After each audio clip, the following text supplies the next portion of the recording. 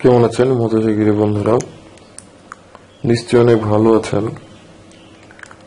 তো আজকে আমি যে মাছের টোপের সম্বন্ধে আপনাদেরকে বলবো সেটা হচ্ছে রুই, কাতলা, মৃগেল। এই মাছের টোপ মেইনলি হচ্ছে রুই কাতলার জন্য এই টোপটা। তো অনেক সাধারণ, সহজ এবং অনেক সাধারণ কিন্তু অনেক কার্যকরী, 100% কার্যকরী একটা টোপ। তো সেই টোপটা কিভাবে তৈরি করতে হবে সেটা আমি বলবো আপনাদেরকে, এবং ফুল ডিটেলস ডিসক্রিপশনে দেওয়া থাকবে, বাইরে সেখান থেকেও দেখে নিতে পারেন। তো তার আগে আমার চ্যানেলটা যদি সাবস্ক্রাইব করে না থাকেন তাহলে অবশ্যই আমার চ্যানেলটা সাবস্ক্রাইব করবেন এবং পাশে থাকা বেল আইকনটা অবশ্যই ক্লিক করবেন। তো চলুন কথা না বাড়িয়ে শুরু করা যাক।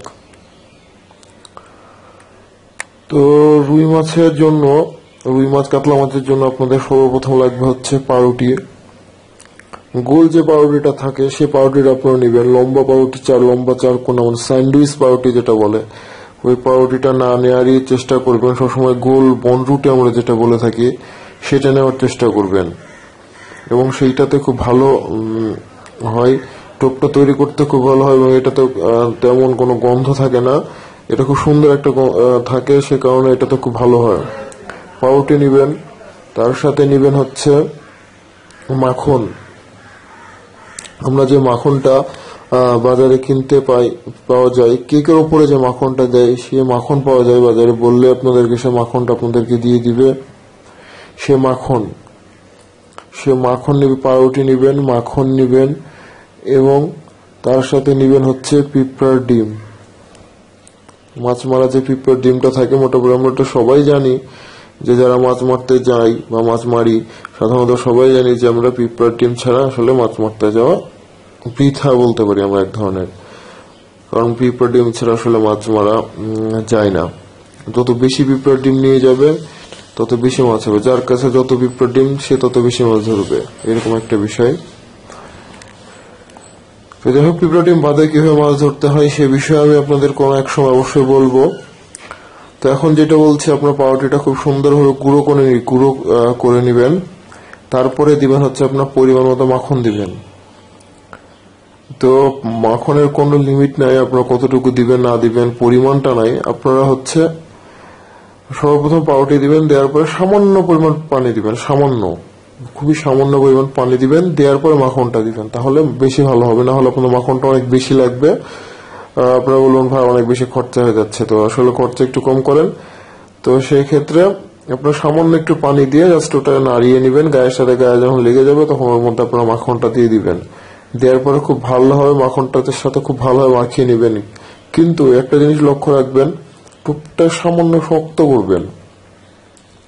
কেন করবেন সেটা বলছি আমি। তো যখন এটা হয়ে যাবে তারপর আপনারা পিঁপড়ার ডিম নেবেন, এবং পিঁপড়ার ডিমটা অবশ্যই খেয়াল করবেন যে লাল পিঁপড়াটা যেন কম থাকে। অনেকে আমাকে বলে যে ভাই আমি তো টোপ তৈরি করেছিলাম কিন্তু কাজ হয়নি। কারণ কি ভাই? কারণ হচ্ছে আমি পিঁপড়ার ডিমটা ভাই পরিষ্কার করি নাই। পিঁপড়ার ডিমের মধ্যে এই মাছের কাঁটা, ডাল, অনেক ধরনের জিনিস ছিল, সেগুলো সহ আমরা মাখিয়ে দিয়েছি। তাহলে তো হবে না ভাই, এগুলো সবগুলো পরিষ্কার করতে হবে। এমনকি আপনার হচ্ছে পিঁপড়ার ডিমটাও খুব ভালোভাবে পরিষ্কার করবেন, এবং পিঁপড়ার ডিমটা কিভাবে পরিষ্কার করতে হয় এইটার একটা ভিডিও আমি নেক্সটে দেওয়ার চেষ্টা করব। আর যে কারণ আমি যেভাবে পরিষ্কার করি ঠিক সেইভাবে আপনাদেরকে পরিষ্কার করিয়ে দেখিয়ে দেবো, এবং 100% না উঠলেও মোটামুটি 70% পিঁপড়া উঠে যায়, 30% পিঁপড়া থাকে, এটা থাকবেই। তো যাই হোক, ওই পিঁপড়ার ডিমটা দিয়ে আপনারা টোপটা একটু শক্ত করার পরে খুব ভালোভাবে টোপটা মাখিয়ে নেবেন, এবং টোপটা মাখিয়ে নেবেন। খেয়াল করে দেখবেন যে টোপটা যেন শক্ত না হয় পিঁপড়ার ডিম দেওয়ার পরে। আগে শক্ত থাকুক সমস্যা নাই, কিন্তু পিঁপড়ার ডিম দেওয়ার পরে যেন টোপটা খুব সুন্দর নরম হয়, মানে টোপটা আপনি গেঁথে বসিতে যেন খুব ভালোভাবে গাঁথতে পারেন। তারপরে আপনারা এটাতে খাড়াতে ব্যবহার করতে পারেন, টানাতে ব্যবহার করতে পারেন, ভাসাতে ব্যবহার করতে পারবেন। আপনার যেইভাবে ইচ্ছা ঠিক সেইভাবে আপনারা এটা ব্যবহার করতে পারবেন, এটাতে কোনো প্রবলেম হবে না আপনাদের। কারণ এই মাখনটা কেন ব্যবহার করতে বললাম, মাখনটাতে কেন কাজ হয়, সেটা হচ্ছে আমরা সাধারণত রুই কাতলা যারা মারি তারা মোটামুটি সবাই জানি রুই মাছ বা কাতলা মাছ কিন্তু তেল জাতীয় জিনিসটা বেশি পছন্দ করে। এই কারণে বিশেষ করে যখন কাতলা মারি তখন কিন্তু আমরা দুধের সর, তারপরে হচ্ছে নারকেলের তেল, এগুলো দিই, কারণ এগুলো তেল, এগুলো তো এক ধরনের তেল ছাড়ে। তো তেলটা যখন ছাড়ে তখন কাতলা মাছটা পছন্দ করে এবং রুই মাছটাও পছন্দ করে।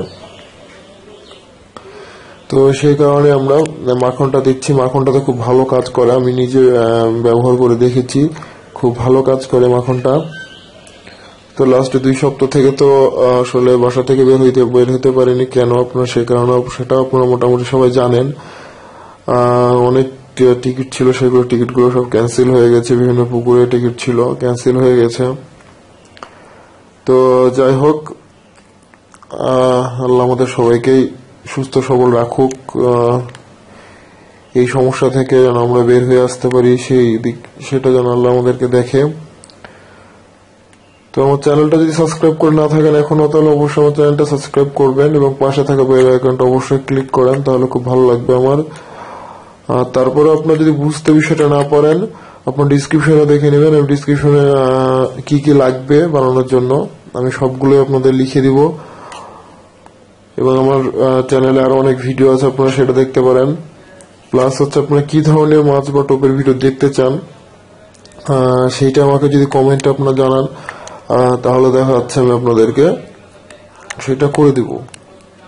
সেই ভিডিওটা আমি দেখানোর চেষ্টা করবো, বলে দেওয়ার চেষ্টা করব। তো ধন্যবাদ আপনাদের সবাইকে এতক্ষণ আসলে আমার সাথে থাকার জন্য। তো ধন্যবাদ আপনাদের সবাইকে, ধন্যবাদ।